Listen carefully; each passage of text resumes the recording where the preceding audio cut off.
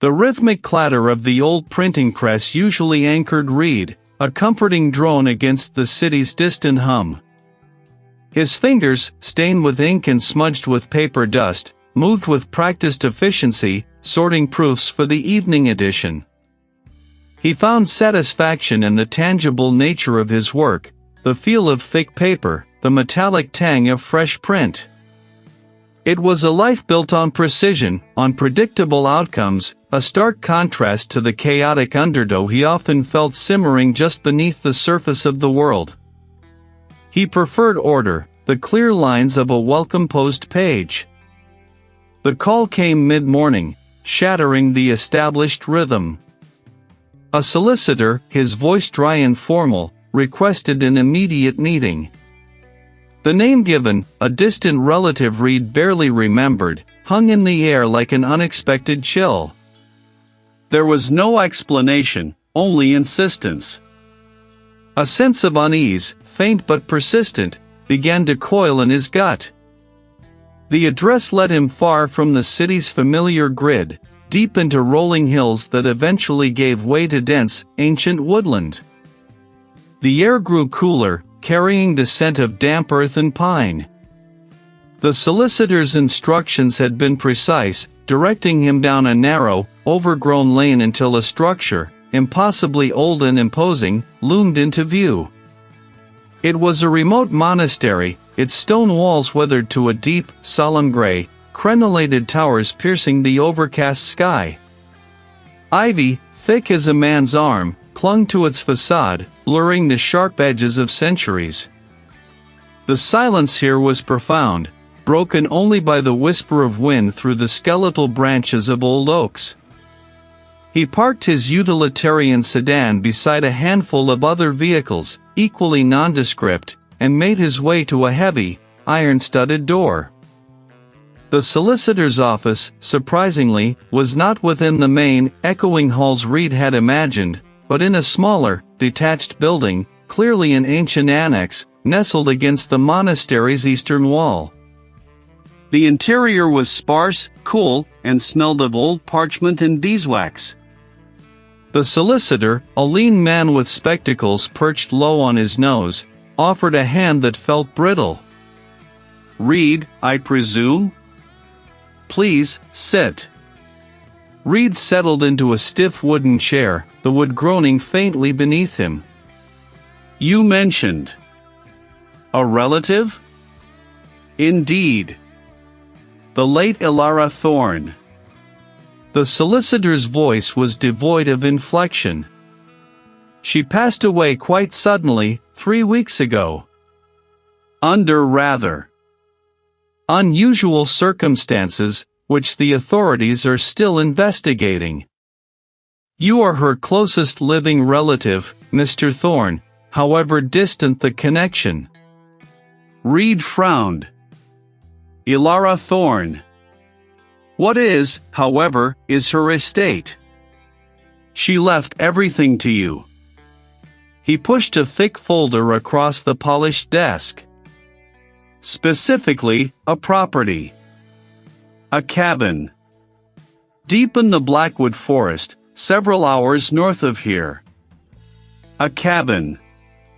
The words conjured images of rustic charm, a retreat from the world. But the solicitor's tone, coupled with the somber atmosphere of the remote monastery, imbued the idea with a strange weight. "A cabin?" Reid echoed, picking up the heavy folder. "Very much so," the solicitor confirmed. "No immediate neighbors. No utility connections. It's been in the Thorne family for generations. There are certain historical anecdotes surrounding it. Local folklore, primarily." He paused, his gaze meeting Reid's over the rim of his glasses. "The land it stands on is said to be an ancient burial ground. An old pact, too, apparently." "Nonsense, of course. Nonsense, of course." The solicitor's dismissive tone did little to dispel the prickle of apprehension that now traced its way up Reid's spine. Burial ground. Pact. The words felt like stones dropped into a still pond, sending ripples of unease outward. It was all too much for a man who preferred the predictable thrum of a printing press. He left the remote monastery with a heavy packet of documents and a key, a plain iron object with a surprising heft. The journey north was a descent into deepening wilderness. The paved roads thinned, then vanished entirely, replaced by gravel tracks that wound through increasingly dense forest. The trees here were different, older, their branches gnarled and interwoven, blotting out the sky. The air grew heavy, damp, carrying the scent of pine needles and decaying leaves, but also something else, something subtly metallic and earthy, like disturbed soil. Hours passed. The signal on his phone died. The world outside his car windows became a blur of green and brown, an endless, encroaching wall of wood. Doubt began to gnaw at him. What was he doing?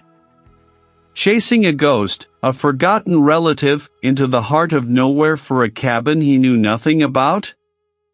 But the determination that usually fueled his work now pushed him forward, a stubborn refusal to turn back from the unknown. He had to see it, to understand. Finally, the track widened slightly into a clearing.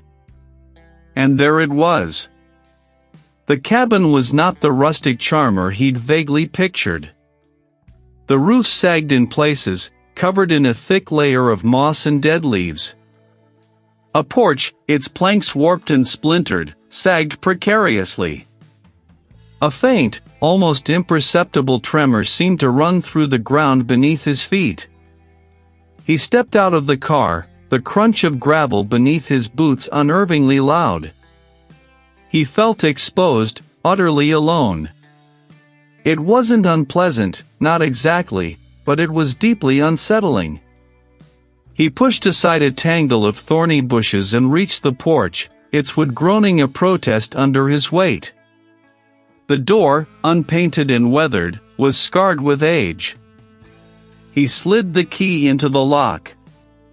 The solicitor's words, burial ground, pact, still echoed in Reid's mind, a discordant hum beneath the drone of the truck that had deposited his meager belongings at the cabin's edge.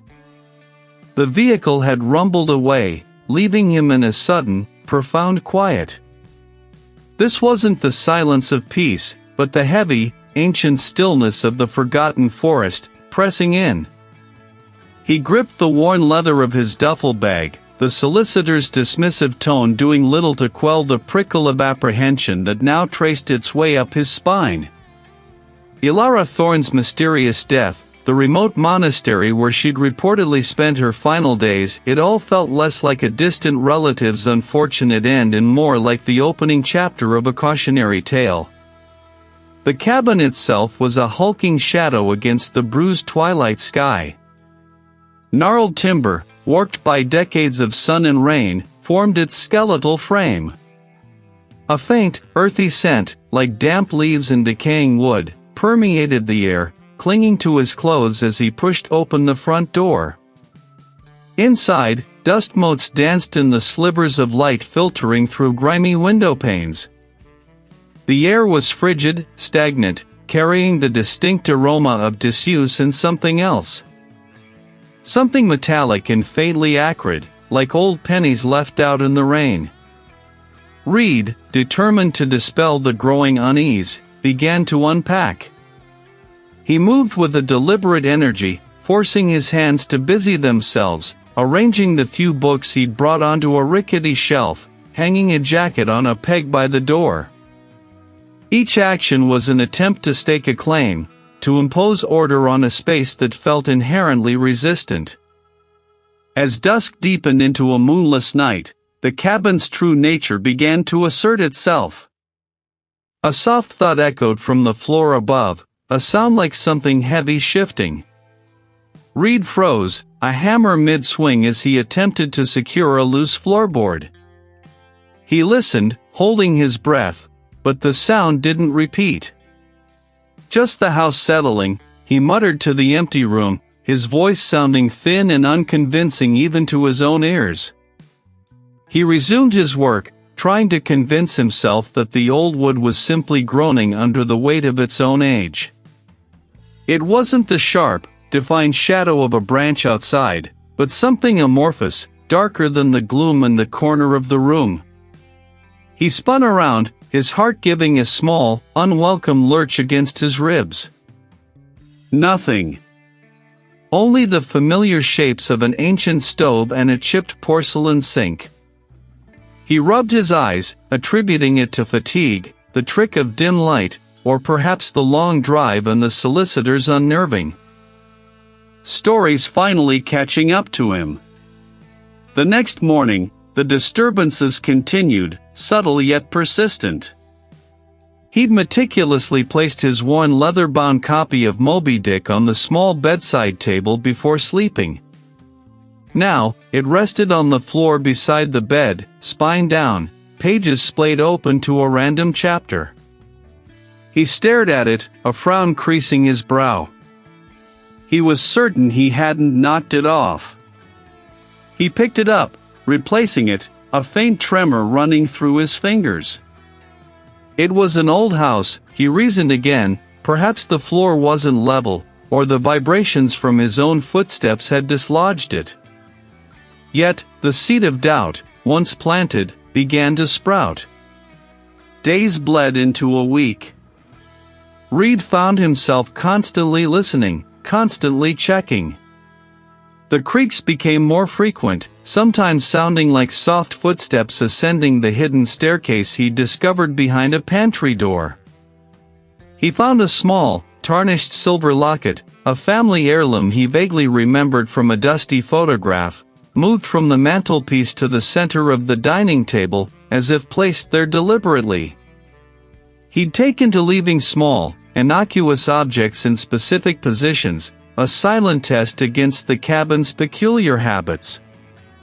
And each morning, he found one or two of them subtly, undeniably, shifted. One rainy afternoon, while attempting to organize the cabin's small, cluttered study, Reid discovered a hidden drawer beneath a stack of brittle ledgers. He pried it open with a rusty letter opener. Its pages were yellowed and fragile, covered in an elegant, looping script that was difficult to decipher in the dim light. He carried it to the window, the rain drumming a steady rhythm on the roof. The first few entries were mundane, observations about the weather, chores, local gossip. But as he turned the pages, the tone shifted. The handwriting grew more frantic, the ink smudged in places as if the writer had been trembling. The forest watches. It remembers. The pact.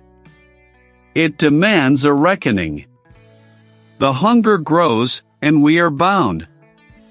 They said it would protect us, but it only claims. Reid's breath hitched. Pact. The word, so casually uttered by the solicitor, now stood stark and terrifying on the page.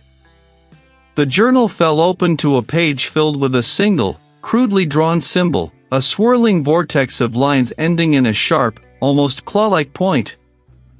Reid clutched the journal, his knuckles white, the quiet of the cabin no longer heavy, but expectant. He was no longer just a distant relative inheriting a property, he was a character in a story, and the prologue had just ended. The subtle noises Reid had dismissed as an old house settling began a slow, deliberate escalation. A week into his tenancy, the cabin's hum of unease had sharpened into a persistent, low thrum against his nerves. He found the heavy cast-iron skillet, which he'd left on the stove, resting on the hearth of the cold fireplace, its handle facing the empty grate. He told himself he must have moved it in his sleep, a bizarre sleepwalking episode he'd never experienced before. But then a collection of tarnished silver buttons, kept in a small porcelain dish on a high shelf, appeared scattered across his pillow, glinting dully in the morning light. He had no memory of touching them. The creaks and groans of the ancient structure now held a deliberate cadence. He would be reading by the flickering lamplight when a distinct thump would sound from the floorboards above him, heavy and singular, as if something substantial had been dropped.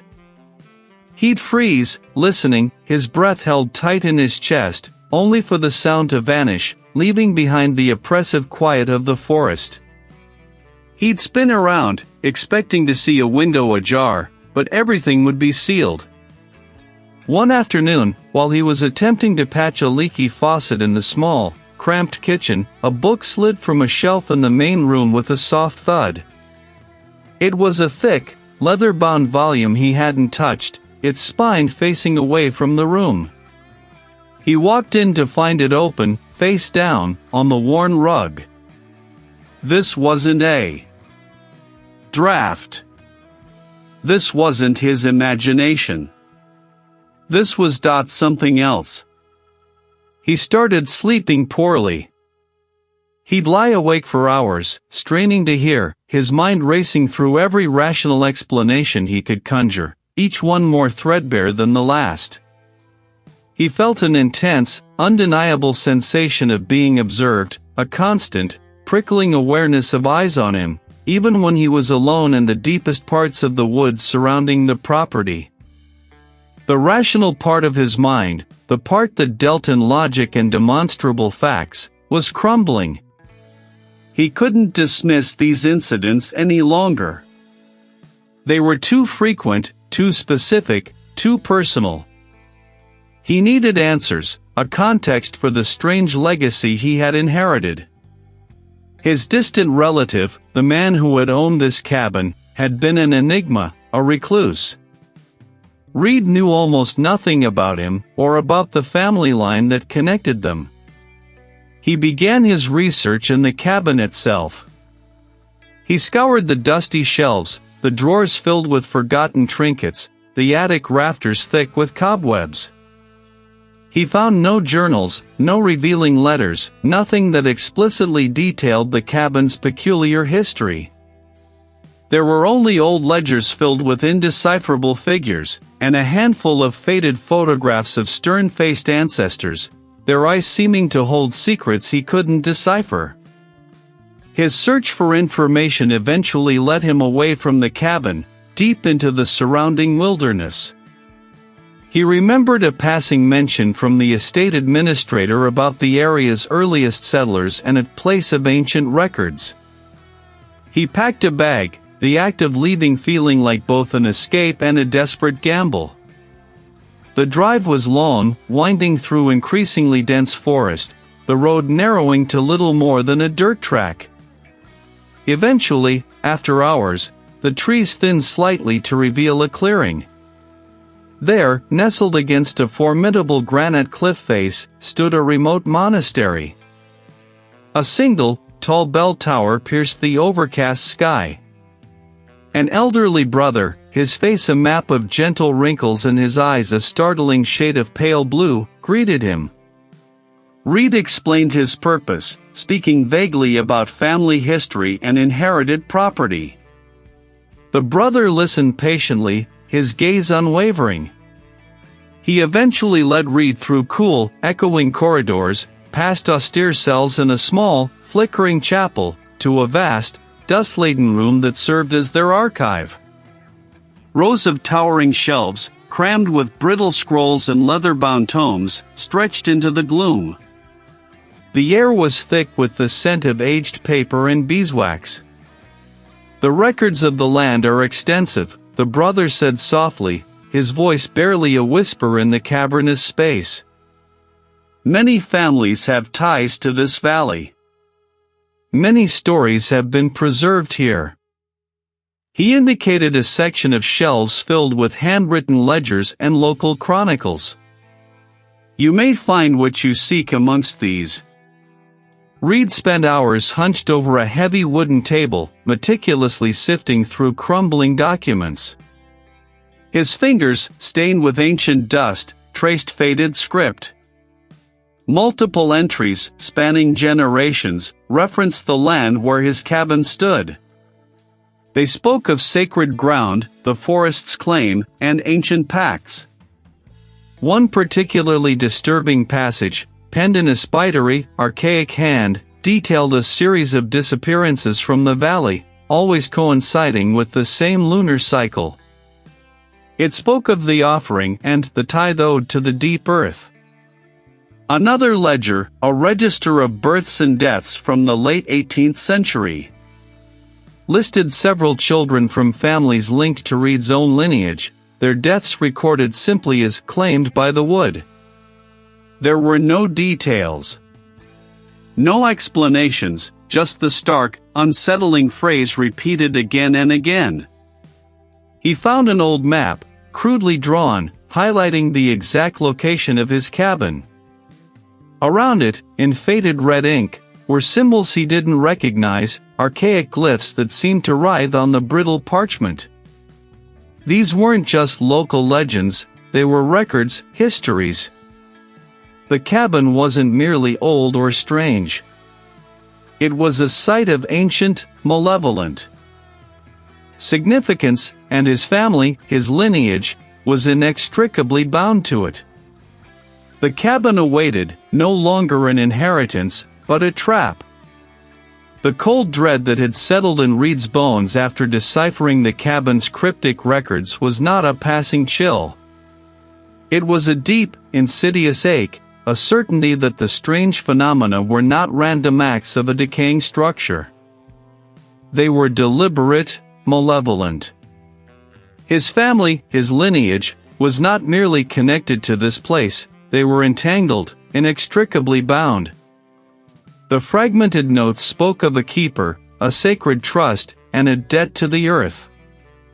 They also mentioned, in a barely legible script, a remote monastery that held the true accounting.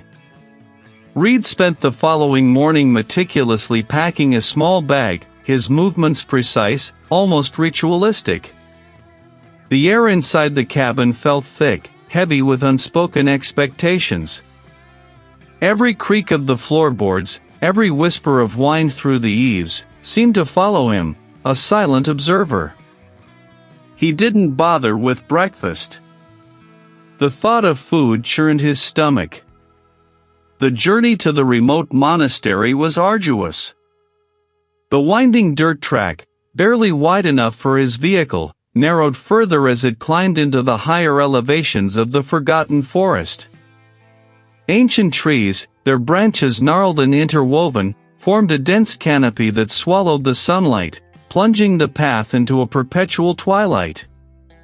Fog, a thick, white shroud, began to roll in, reducing visibility to a few car lengths, pressing in on the windows like a curious, blind entity. He drove for hours, the sense of isolation deepening with every mile. The world outside the cabin had felt distant, this journey made it feel non-existent.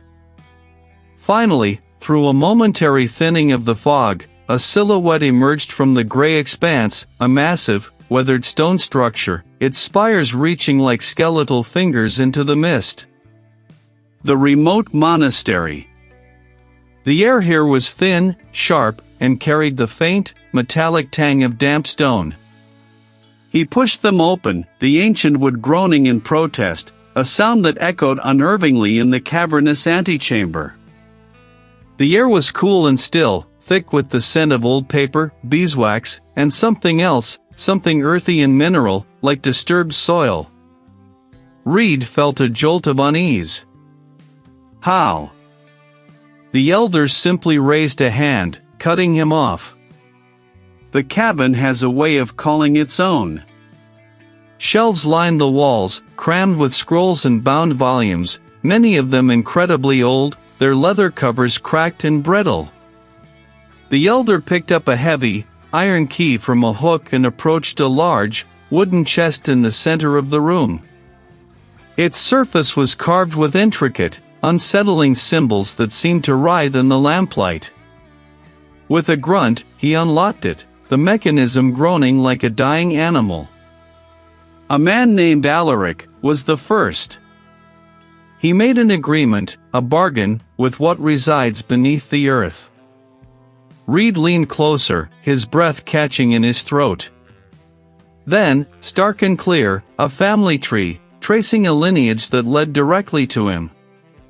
The land was unwilling to yield, the elder continued, his pale eyes fixed on Reid.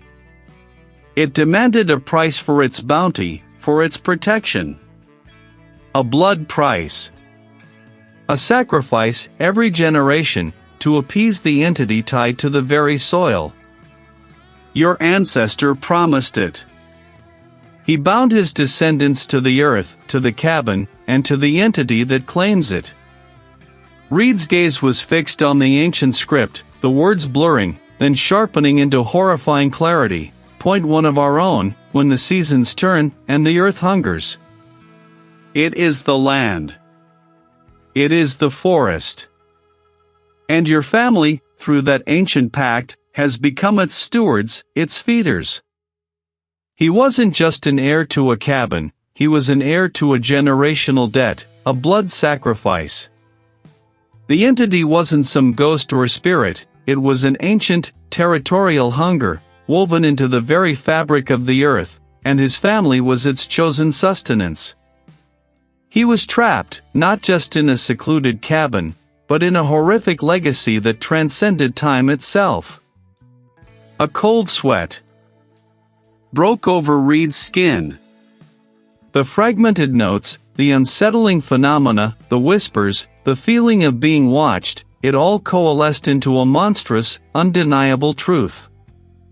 The entity wasn't some generic specter, a lingering shade, it was a hungry, ancient claim, inextricably woven into his very lineage. The air in the cabin had grown thicker, almost viscous.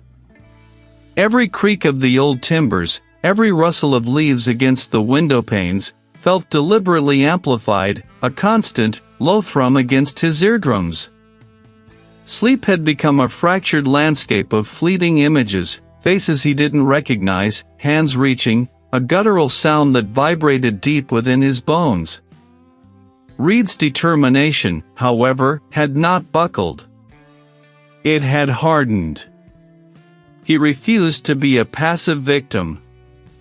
The notes had hinted at something, a place where the old ways, the true history of the pact, might be recorded.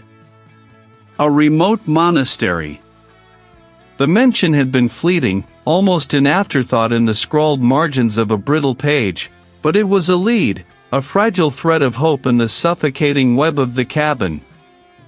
He left at dawn, the forest pressing in around his vehicle as if reluctant to release him. The drive was long, winding through forgotten back roads, the GPS signal flickering in and out as he delved deeper into the wilderness. The further he drove, the more a sense of unease gnawed at him. It wasn't just the isolation, it was a feeling that the cabin's influence wasn't confined to its walls, that its tendrils stretched, unseen, alongside him. It looked ancient, forgotten, like a relic from another age. A single, heavy wooden door, bound with iron, stood ajar. He pushed the door open further, stepping into a cool, echoing antechamber. His face was a roadmap of wrinkles, his eyes deep-set and knowing. Reid explained his purpose, his voice sounding thin and reedy in the cavernous space, mentioning the family name and the vague references in the inherited documents. The archivist listened, his gaze unwavering, then nodded slowly. There are records, he said, his voice raspy, of many lineages, many pacts. Some are best left undisturbed. He led Reid through a labyrinth of dusty shelves, the scent of antiquity growing stronger. Every step Reid took seemed to echo not just his own, but a multitude of phantom footsteps. He found himself glancing over his shoulder, a persistent feeling of being scrutinized creeping along his spine. Finally, the archivist pulled a heavy, leather-bound volume from a high shelf. Its cover was unadorned, the leather cracked and dry. As Reid reached for it, a sudden, sharp pain lanced through his hand, as if a needle had been driven into his palm. He gasped, pulling back, but there was no wound, no mark. The archivist merely watched him, a flicker of something unreadable in his ancient eyes. Reid forced himself to take the book. He opened it to the page the archivist indicated. The script was an archaic form of his own language, dense and ornate. As his eyes scanned the lines, the words began to swim, blurring and shifting. He blinked, trying to clear his vision, but the effect persisted. The lines of text seemed to writhe, forming new, terrifying patterns, almost like a living organism under his gaze. Then, a specific passage coalesced, its meaning piercing through the visual distortion like a shard of ice. The entity desired not just a body, but the very essence of its host, to become one with it, to consume the spirit, making the vessel a permanent anchor in this realm. The pact wasn't just for sustenance, it was for full manifestation, emerging. His bloodline hadn't just promised a sacrifice, they had promised a host. This was not about appeasing his spirit, it was about being devoured, becoming a puppet, a shell. The cabin wasn't just a place where the entity resided, it was its stomach, and Reid was on the menu. The archivist was gone. The metallic, sweet scent was overpowering now, sickly. A low, resonant hum vibrated through the stone floor, rising in intensity until it felt like his very bones were rattling. They were not words, but a cacophony of hungry, slithering sounds, a chorus of anticipation. Reid clutched the heavy book, his knuckles white. The entity wasn't just in the cabin, it was in him, twisting his perception, making the very act of seeking knowledge a torment. It had followed him here, or perhaps, it had always been here, waiting for him. Escape felt impossible. The cabin wasn't just a trap, it was the mouth of something vast and terrible, and he was already halfway inside. He was alone, and the world was changing around him. The air in the cabin still felt thick with the residue of unseen eyes, a chill that had nothing to do with the outside temperature. Reid stood in the living room, the faint scent of mildew and something else, something metallic and acrid, clinging to the rough-hewn walls. The previous encounter, the phantom footsteps that had trailed him through the dusty shelves of whatever forgotten archive the guide had led him to, had only solidified a terrible conviction: he was not alone, and this place was a cage. A desperate resolve hardened in him. He wouldn't simply wait for whatever malevolence resided here to claim him. He would fight. He would leave. He grabbed his backpack, stuffing essentials inside, a few changes of clothes, a flashlight, a box of energy bars, and a heavy wrench he'd found in the shed. The weight of the wrench in his hand felt meager, a child's toy against an invisible adversary, but it was something. It was an act of defiance. He made for the front door, his boots thudding against the loose floorboards. Each creak seemed to echo, stretching out, becoming a chorus of whispers that tickled the edges of his hearing. He ignored them, focusing on the rough texture of the doorframe, the cold metal of the latch. Outside, the forest waited, a wall of ancient, gnarled trees that had always felt watchful, but now seemed overtly hostile. His old truck, caked in a fine layer of pine needles and morning dew, sat in the clearing. He fumbled with the keys, his hands shaking slightly. He inserted the key, turned the ignition. The engine groaned, a pathetic, dying sound, then fell silent. He tried again. Nothing. He slammed his palm against the dashboard, a surge of frustrated rage bubbling up. It had been working fine yesterday. He checked the battery terminals, jiggled wires, but everything seemed to be in place. The truck was simply dead. This wasn't bad luck. This was deliberate. He grabbed his phone, his last lifeline. No signal. He held it higher, walked around the clearing, toward the edge of the woods. Still nothing. It was his only other option. He set off on foot, following the faint, overgrown track that was supposed to lead to the main road, and from there, if he remembered correctly, a turnoff towards the monastery. The trees loomed, their branches interwoven like grasping fingers, blocking out the sky. The path, already faint, began to disappear. Underbrush grew thicker, thorny brambles tearing at his pants. He pushed through, determination overriding the growing unease. He told himself it was just the forest reclaiming itself, not some unseen force actively erasing his way. But then, a familiar landmark, a massive, bifurcated oak he remembered seeing on his way in, was gone. The trees around him were uniform, indistinguishable, a wall of green and brown. Panic began to prickle at the edges of his mind. He pressed on, sweat beading on his forehead, his breath coming in ragged gasps. The silence was punctuated by odd, unsettling sounds, a rustle that wasn't wind, a branch snapping far too close, a low, guttural thrumming that vibrated in the soles of his boots. He spun around, wrench clutched tight, but saw nothing. Only the endless, indifferent trees. Then, through a sudden thinning in the canopy, he spotted something. A weathered, wooden signpost, half buried in a tangle of roots. It was old, its paint long faded, but he could make out an arrow pointing deeper into the woods, and beneath it, a word carved in an archaic script, monastery. Hope surged, a desperate, fleeting light. He pushed towards it, scrambling over fallen logs and slick moss. As he reached the signpost, his heart plummeted. The wood was deeply gouged, not just by time, but by deliberate, violent marks. Strange, angular symbols were etched into the grain, some familiar from the cabin's hidden corners, others utterly alien. And at the base of the post, half buried in the leaf litter, was a small, leather-bound journal.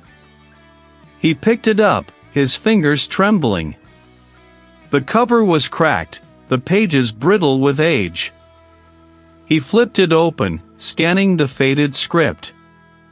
It was a diary, written by someone who had clearly been here before. The entries grew increasingly erratic, filled with desperate pleas and terrified observations. The forest watches. It changes. The path to the monastery is a lie. They built it to draw us in, not to offer solace. The carvings. They are everywhere now. This wasn't just an old journal, it was a testament to another lost soul. Reid tried to leave. Every path leads back. Every direction twists. The monastery. It is not a sanctuary. It is the heart of the labyrinth. The old ones made a pact. A lineage of sacrifice. And Reid am next. They want me to walk the path. The forest wasn't just an obstacle, it was an extension of the entity's power. The monastery, far from being a refuge, was part of the trap, perhaps the very epicenter of the horror. He wasn't trying to escape to safety, but walking deeper into the maw. He was being herded. Driven back. He turned, the journal falling from his numb fingers, and ran. He was no longer trying to reach the monastery, he was trying to flee, to escape the suffocating embrace of the forest. To get back to the only place he knew, the cabin, which now felt less like a prison and more like a temporary, fragile shield against the hungry wilderness. He stumbled inside, slamming the door, the sound of the forest's mocking laughter echoing in his ears. His sanity, already frayed, felt like a thread about to snap. The canopy thickened, squeezing the last vestiges of twilight from the air, long before Reid finally saw it. Not through a clearing, but rising directly from the gnarled earth, its stone walls a seamless extension of the ancient forest. The remote monastery was less a structure and more a geological formation, carved from the bedrock itself, its weathered facade a grim testament to centuries of silent vigil. No lights flickered from its narrow windows, no smoke curled from its low chimneys. It simply was a hulking, silent promise of answers, or perhaps a final embrace of the encroaching horror. He pushed through a final curtain of thorny bushes, his boots crunching on loose gravel that felt unnaturally cold, even through the worn leather. The immense wooden doors, iron-banded and scarred by time, stood ajar, as if inviting him into a maw. He could feel the pervasive chill emanating from within, a cold that wasn't just temperature but a resonance, a deep, ancient hum against his bones. Every instinct screamed for him to turn back, to flee, but the entity's grip on the cabin, on his very memories, had left him no choice. He was walking into the heart of it, a lamb to an altar he barely understood. He stepped inside. The silence was profound, broken only by the echo of his own shallow breathing. There was no welcome, no warning, just an unnerving stillness. The elder slowly lifted a gnarled hand, pointing towards a low archway to Reid's left. His voice, when it came, was a dry rustle, like leaves skittering across pavement. The truth. It waits. Reid hesitated, a tremor running through his frame. He moved, his footsteps echoing too loudly on the flagstones. The air grew heavier, the metallic scent more pronounced. He could feel a pressure building behind his eyes, a dull throb in his temples. Moonlight didn't reach here, the only illumination came from a single, flickering oil lamp set on a central pedestal. Its meager light danced across the carvings, making the figures seem to writhe. It depicted a primeval forest, figures with crude tools and desperate faces, kneeling before a colossal, serpentine form that seemed to rise from the very earth. He moved to the next. Generations passed. The figures now wore simpler robes, their faces still etched with fear, but also a grim resignation. They offered a child, small and defenseless, to the serpentine entity. Its maw was open, a blackness that seemed to drink the light from the stone itself. A jolt went through Reid. Sacrifice. The lineage. Panel after panel, the story unfolded with horrifying clarity. It wasn't a deity to be worshipped, but a primal, insatiable hunger, born from the anguish of a forgotten cataclysm that had scarred the land millennia ago. The ancestors, caught in the entity's nascent awakening, had offered a terrible bargain, one life per generation, a vessel to be consumed, in exchange for the entity sparing the rest of their people, allowing the land to recover. The cabin, he now understood, was not just on a burial ground, it was the focal point, the conduit through which the entity manifested, drawing its chosen from the bloodline to itself. Reid's gaze fell upon the final, most recent carving. The same faint mark was visible on his left wrist. The entity, depicted larger and more defined than before, was consuming him, not with teeth, but with a swirling absorption, a spiritual consumption that left only an empty shell. The relative's face was a mask of utter, soul-shattering despair. This wasn't a spirit to be appeased, or a demon to be banished with salt and fire. This was a primordial hunger, ancient beyond human comprehension, a living scar on the earth itself. Its true nature wasn't malevolence, but pure, unthinking consumption, like a black hole drawing in light. It was a cosmic parasite, bound to this specific place and this specific bloodline. The sacrifice required wasn't to defeat it. There was no defeating a geological hunger. The sacrifice was to sustain it, to keep the pact alive, to prevent its full, uncontrolled awakening, which would consume everything.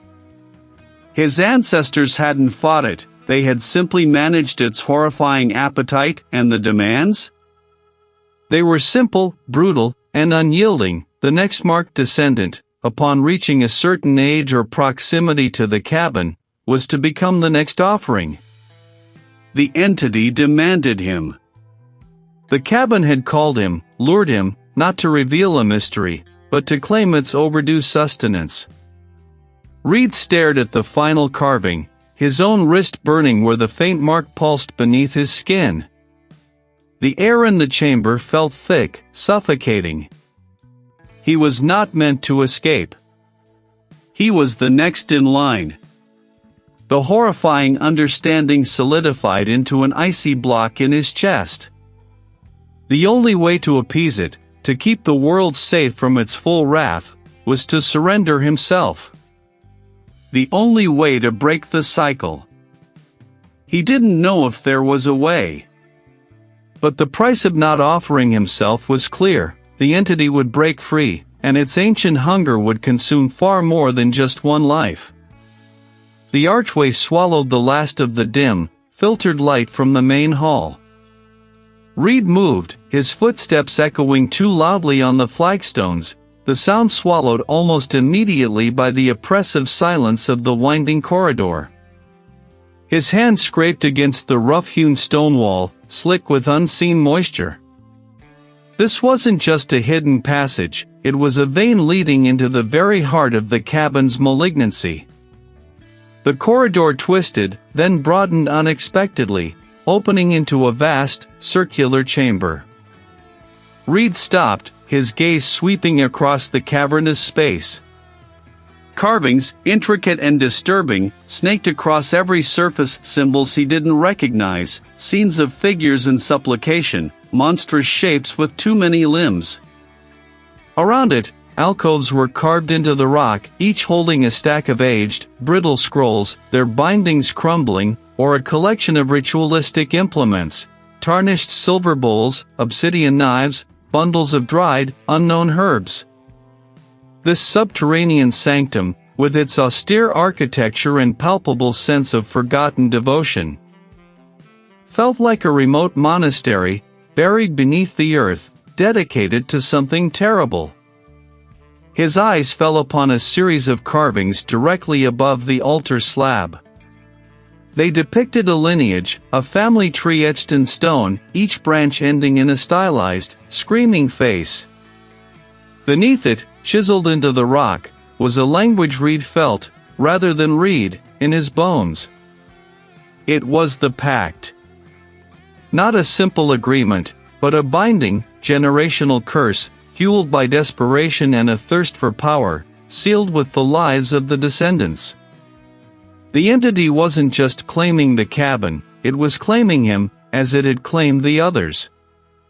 The reveal/discovery hit him like a physical blow. The pact demanded a constant feeding, a periodic sacrifice of lineage to maintain its power, to keep the land fertile, the family prosperous. And the last sacrifice, the relative whose death brought him here, was merely a prelude. He was next. He wouldn't be another link in the chain. He wouldn't let it consume him, or anyone else. His hand instinctively went to the small, leather-bound journal he'd brought from the cabin's library, filled with his scribbled notes and half-formed theories. Now, with the pack laid bare before him, the scattered pieces clicked into place.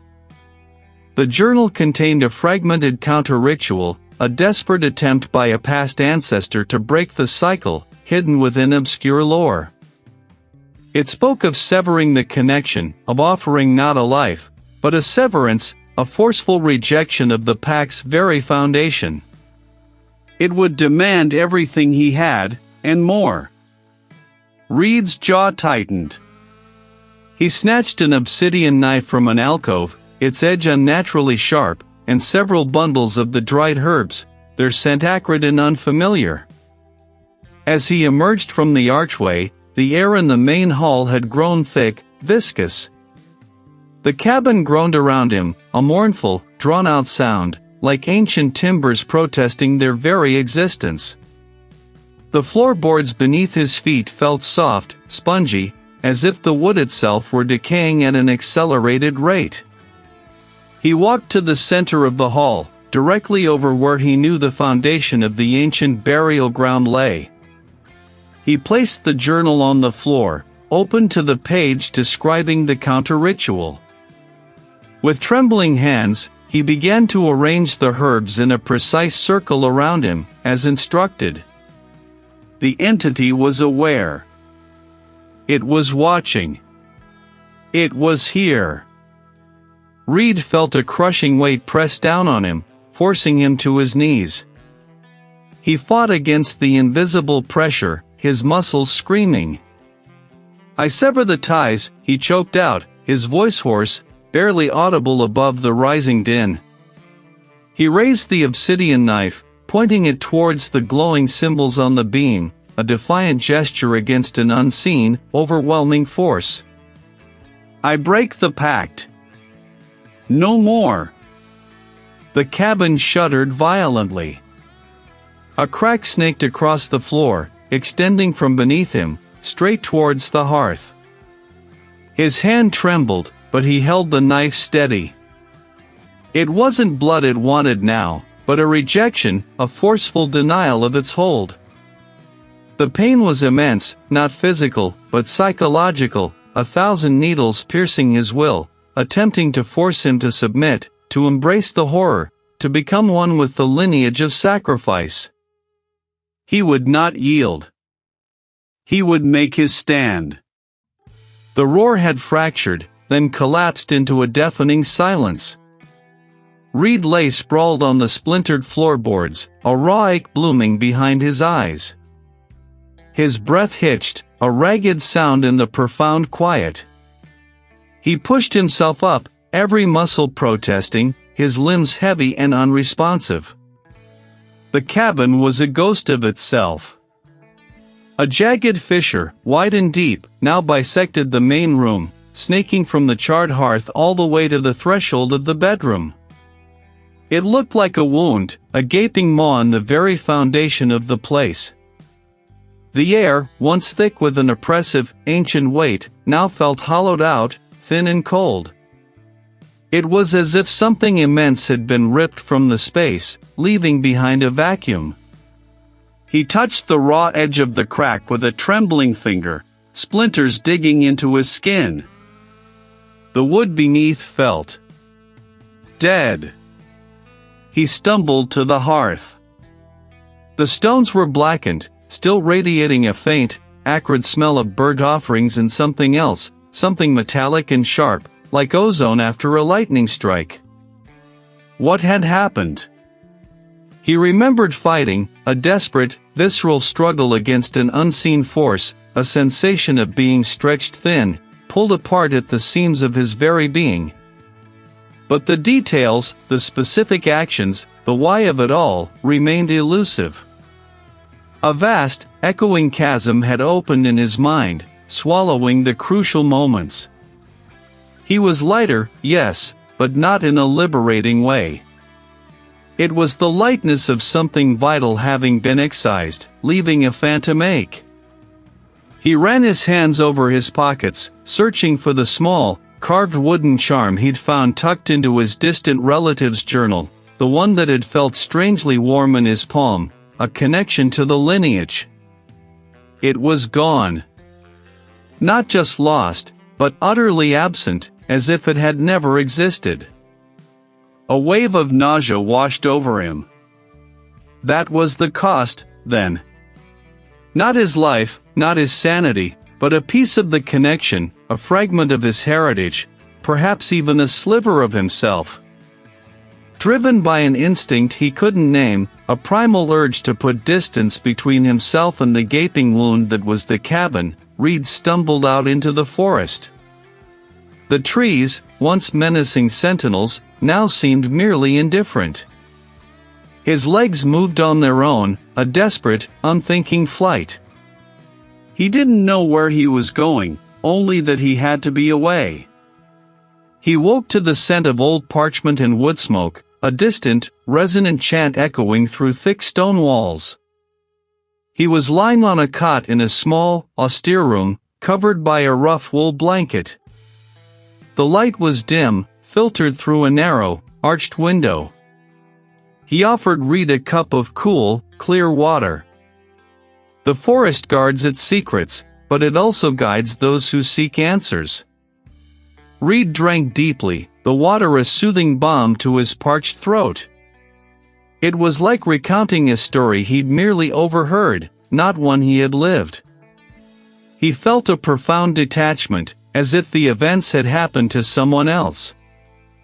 This was the true cost. Gone?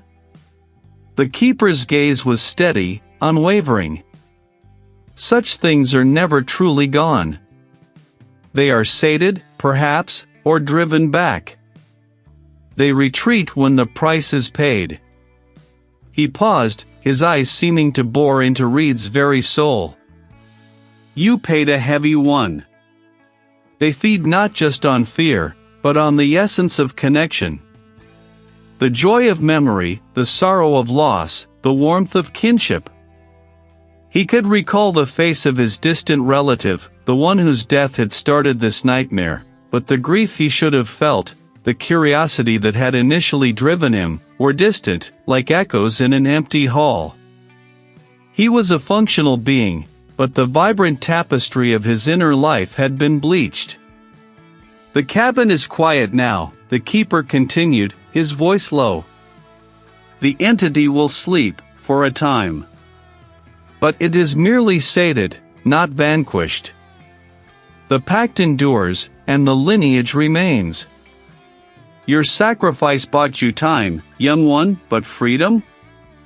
That is a different struggle entirely. Reid looked around the remote monastery's simple room, the scent of antiquity clinging to the air. The horror wasn't over. He had survived, but at a cost that felt almost worse than death.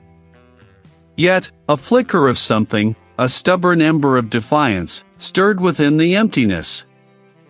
He would find a way. He had asterisk too. He would understand what had been done, and how to truly break the cycle, even if he couldn't feel the full weight of his determination anymore. The chill of the remote monastery clung to Reid's skin, a constant reminder of the stone walls and the hushed, ancient prayers that had become his temporary sanctuary. He sat on the simple cot, hands clasped, feeling the rough weave of his borrowed tunic. He was alive. Whole, yes, in the superficial sense that all his limbs were attached and his breath drew steady. But the horror hadn't simply ended. It had burrowed deep, leaving him hollowed out, an empty vessel echoing with the screams of a past heed. Barely touched. The scent of antiquity, of old wood and older incense, was thick here, a balm and a torment. He squeezed his eyes shut. What had he truly done? He'd broken a cycle, perhaps, or merely redirected its flow. He rose, the sparse light filtering through the high, narrow window illuminating dust motes dancing in the air. He had spent days here, recovering, or perhaps just existing. The elder, a quiet man with eyes that held the wisdom of generations, had offered no judgment, only a knowing gaze that suggested he understood the nature of Reid's burden. Today, Reid would leave. The decision had solidified overnight, a quiet certainty in the vast emptiness within him. There was nothing left for him in the forgotten forest, nothing but the ghost of a cabin and the echoes of a pact that still felt dangerously close to his own blood. He walked out of the monastery, the massive wooden doors groaning softly behind him, into a world that felt both alien and intensely familiar. The air was crisp, carrying the scent of pine and damp earth. A faint mist still clung to the higher branches of the ancient trees. He looked at the forest, no longer with the naive wonder of a city dweller, but with the wary respect of a survivor. The trees, once just trees, now felt like silent, ancient witnesses, their gnarled branches reaching like skeletal fingers towards a sky that had seen too much. He began the long walk down the winding, unpaved track that led back to the distant edge of civilization. His borrowed pack felt light, yet the weight on his shoulders was immense. He thought of the cabin, now abandoned to its own malevolent peace. Had he truly vanquished the entity, or merely bought himself, and perhaps his family line, a reprieve? He knew the truth, the horror was not entirely vanquished. It had merely been displaced. Days blurred into a monotonous journey. The world, once a place of simple facts, was now layered with hidden truths, with a palpable sense of the unseen. He reached a city eventually, a sprawling expanse of concrete and glass that felt too loud, too bright. The anonymity was a relief, but also a stark reminder of his isolation. He found a small room in a quiet residential area, the mundane details of renting and unpacking a strange anchor in his unraveling reality. He stood by the window, watching the street below. A child laughed, a car horn blared, life unfolded in its usual, oblivious rhythm. But Reid was no longer oblivious. He felt it now, a constant, subtle hum beneath the surface of his perception. The world was thinner than he'd ever imagined, the veil between what was seen and what was truly real, transparent. The pact, the sacrifices, the ancient malevolence, they were no longer abstract stories. They were part of the fabric of existence, and he, Reid, had been woven into it. His eyes, once quick to dismiss the strange, now held a deep, unshakable knowing. He had survived, yes, but he had also become a new kind of sentinel. He carried the burden of what he knew, a silent, internal scream that no one else could hear. The horror hadn't consumed him, not entirely, but it had irrevocably changed him.